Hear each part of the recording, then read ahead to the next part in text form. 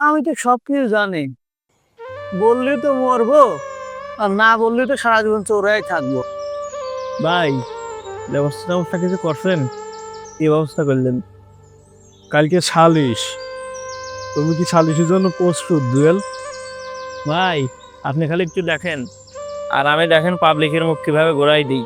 তাইলে যাও, কালকে দেখা যাবে নি। ঠিক আছে, আসসালামু আলাইকুম। ওয়ালাইকুম আসসালাম।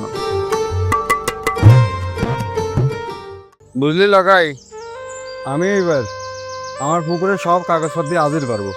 আর ভাই, আমি আছেন নাসিমের কথার ভিডিও করব, ওইটাই আমাদের গেম চেঞ্জ করবে। আচ্ছা যা, তুই তাহলে কাজ শুরু কর। আচ্ছা।